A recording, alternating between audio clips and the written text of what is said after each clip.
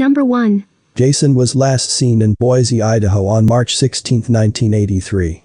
He was last seen on the front porch of his family's home. His mother was supervising him at the time and went to retrieve his jacket.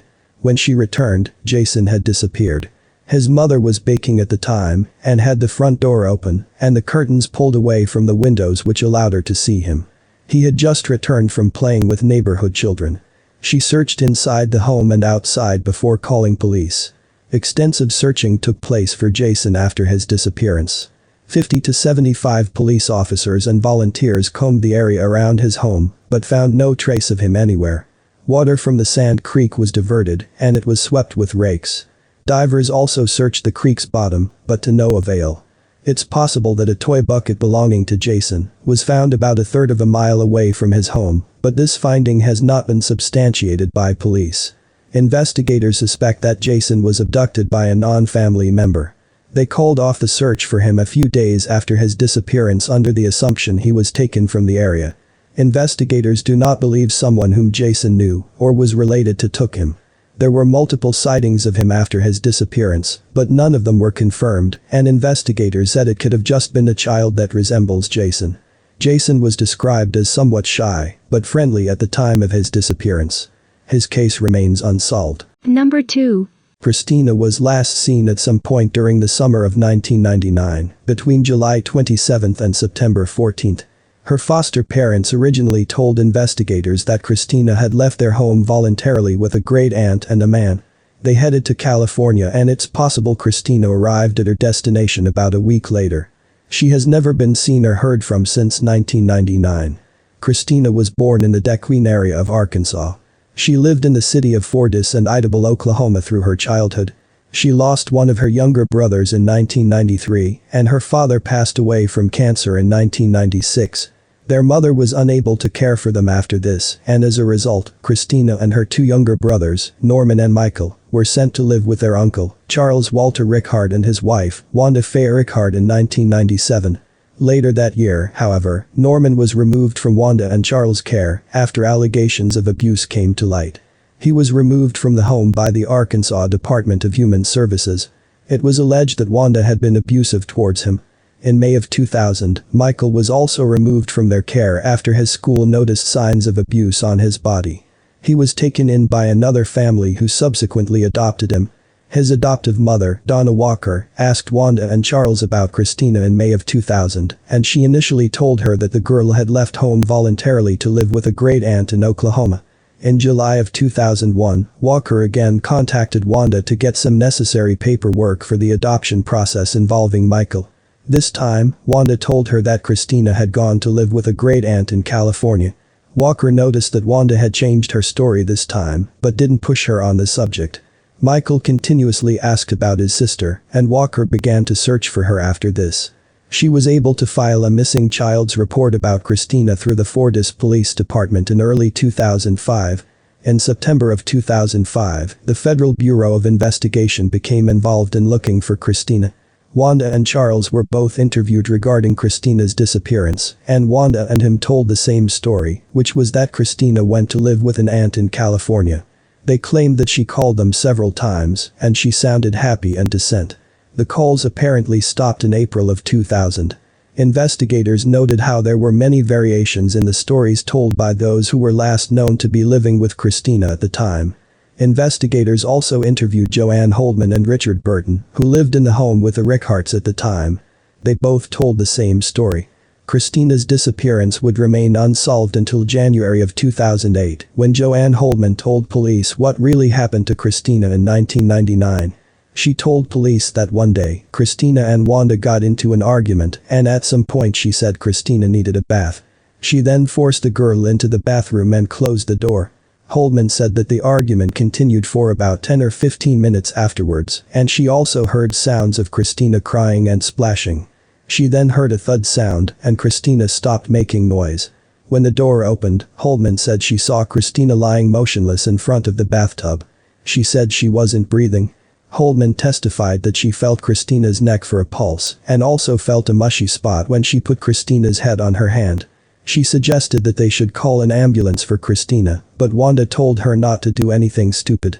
She also threatened Holman's life and the life of her unborn child. She was pregnant at the time. Holman said that the next morning, she went with Wanda, Charles, and Richard to bury Christina's body in the woods of Ozark. She said that Charles dug a hole and placed her body in it. They then returned to the residence, where Wanda and Charles burned all of Christina's clothing and belongings.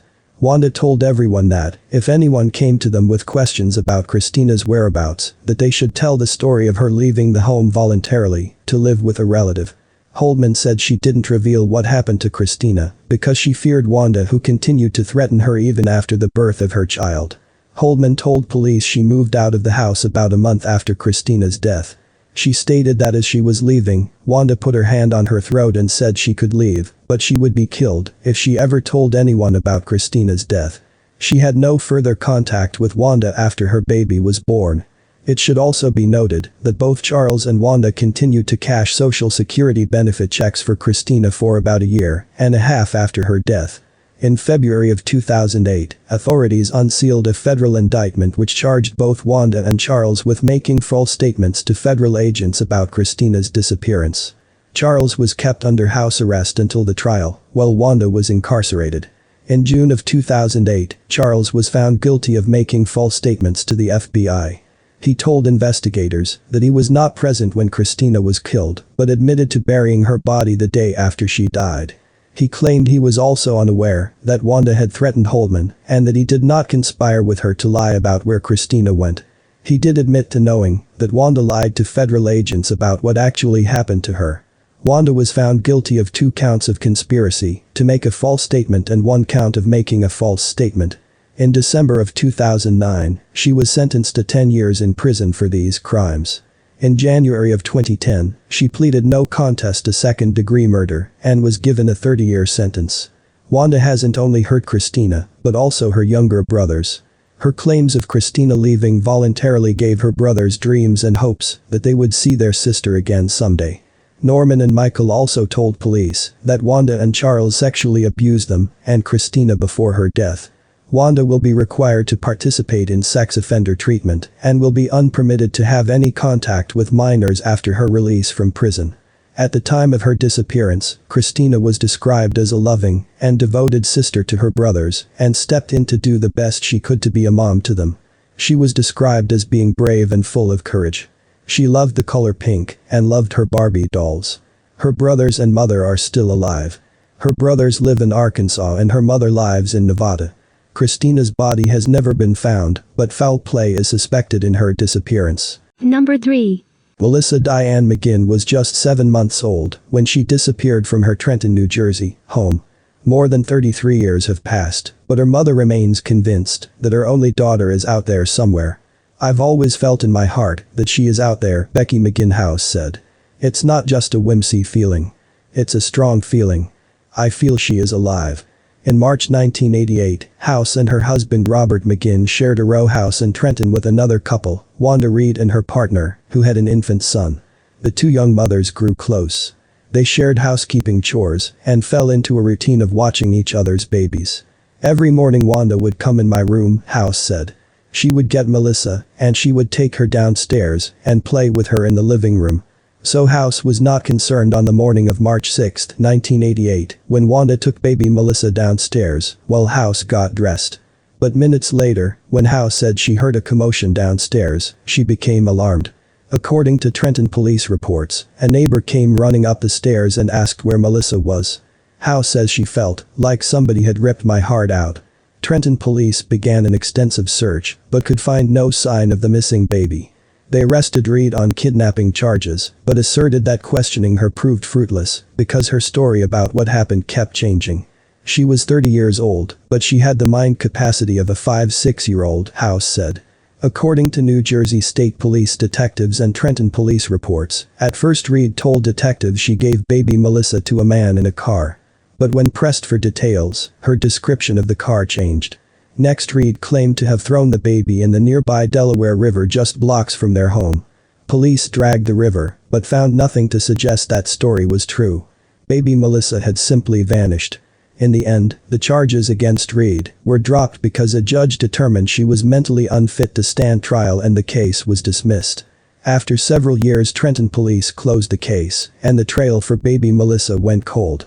After Melissa's disappearance, House and her husband Robert McGuinn moved to Arkansas.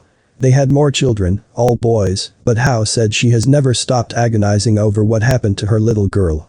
"The hardest part is not knowing," she said. "Knowing that there's a beautiful young lady out there somewhere that is mine. And I don't know, dead, alive, mistreated, happy." House said she had almost given up hope. Her husband died in 2008. That same year, House received a call from Sergeant Wanda Stajanov with the New Jersey State Police. Stajanov had been contacted by the National Center for Missing and Exploited Children on the 20th anniversary of Melissa's disappearance with a new lead in the case. Something about Melissa's case touched Stajanov. "I have children of my own," Stajanov said. "After talking to Becky, I can't imagine what she's going through. When she called, I felt like there was some hope that somebody actually cared," said House. That first lead didn't pan out, but Stajanov and Det. Paul Ciartino have been poring over old police reports and re-interviewing witnesses. They hope to find any element that will help solve the mystery of what happened to baby Melissa. "I absolutely believe that she's still out there," said Ciartino. In a stroke of luck, the investigators actually have a sample of Melissa's DNA. The hospital where she was born kept her newborn blood sample. So if they find Melissa, there will be no problem confirming her real identity. So far, 4 women in their mid-20s matching Melissa's description have been tested. 3 of them were not a match. Detectives are awaiting DNA results on the 4th. House waits patiently for news of her daughter and never stops searching. "There's not a young lady that I've walked past that I don't look and wonder," she said. "I feel one of these days I'm going to walk up and actually look at myself, just younger. And it's going to be her." Number 4. Marc was last seen in Des Moines, Iowa on March 29, 1986. He was last seen leaving his house on Southwest Emma Avenue after telling his mother, Nancy Allen, that he was going to walk to a friend's home. He asked her to save home some pizza for him to eat once he returned home.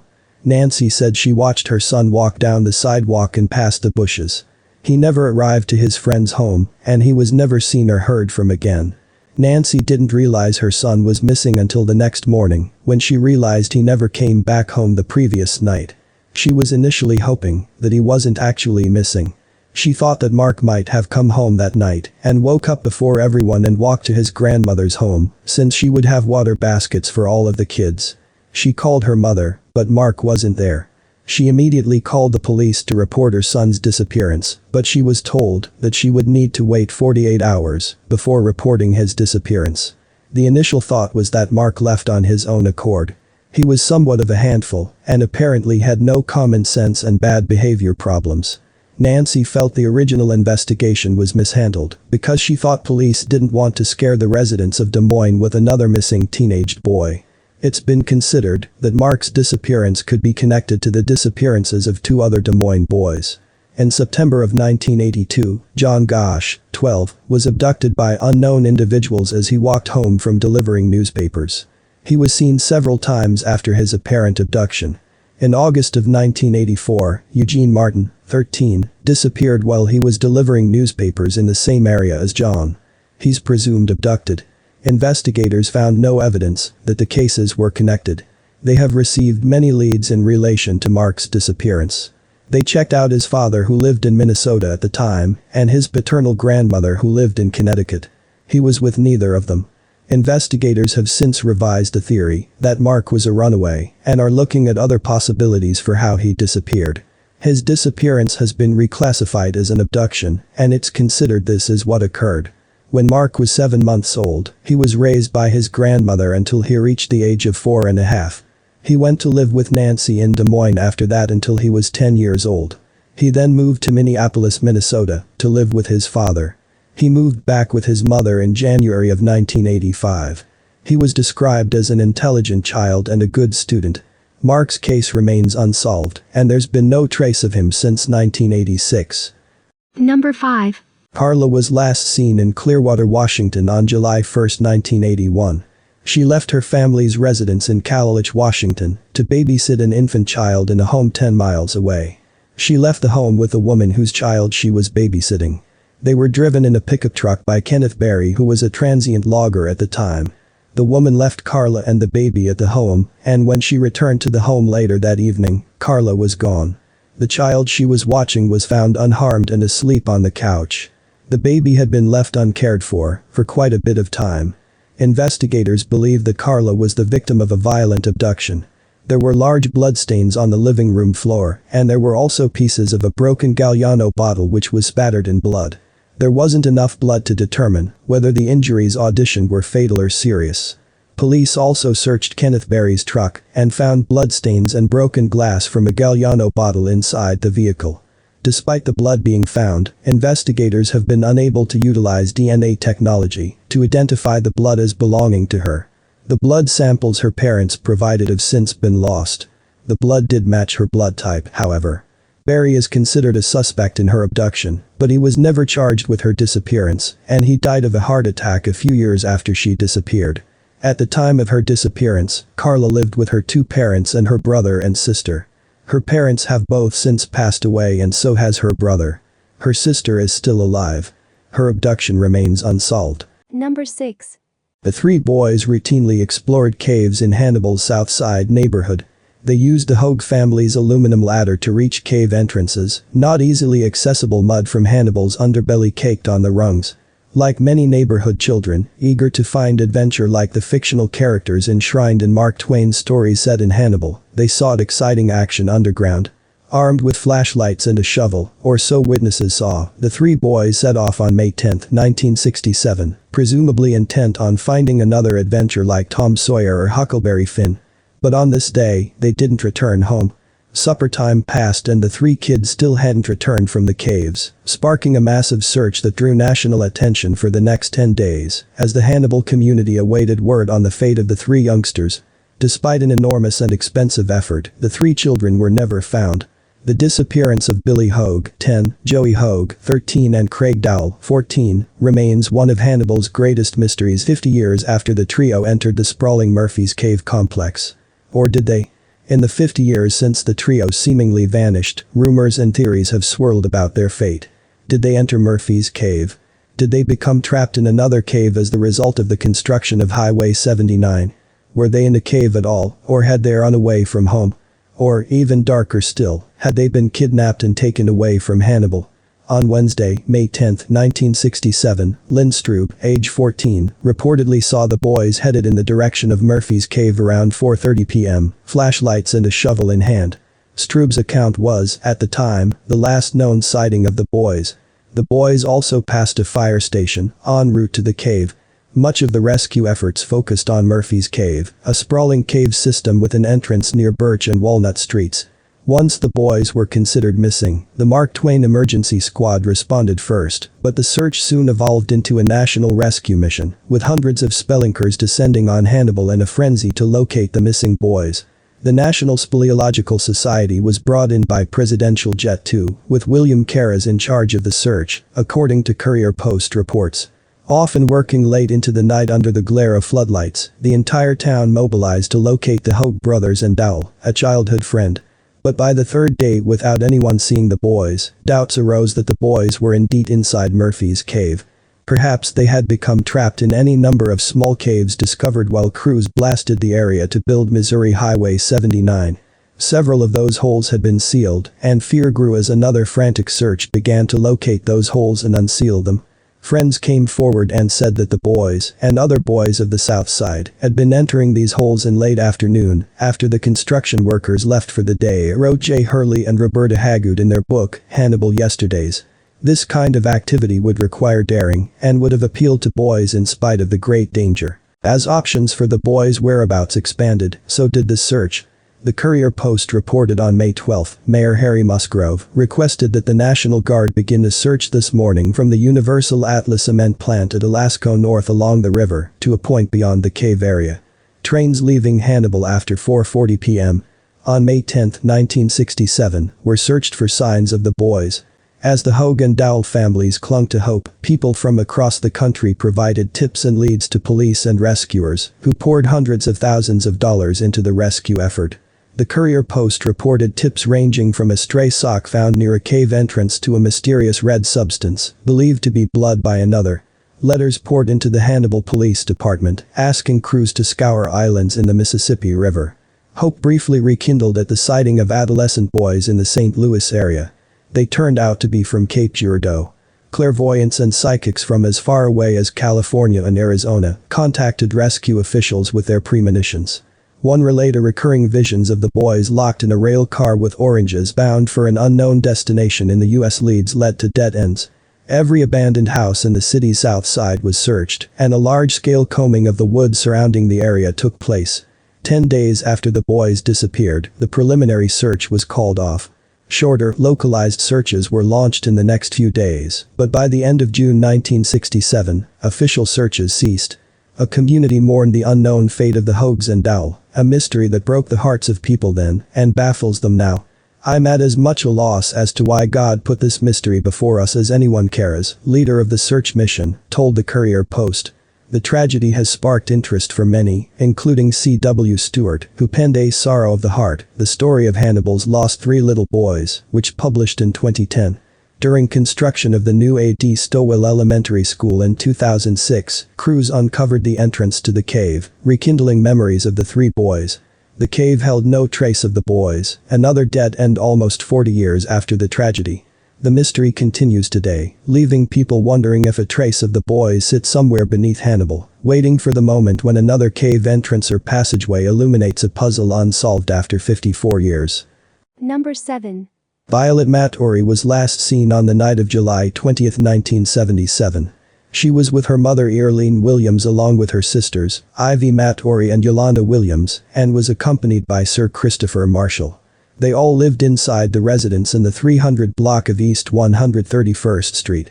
Sir Christopher resided in the 1400 block of Belknap Avenue in Carson, California at the time of his disappearance.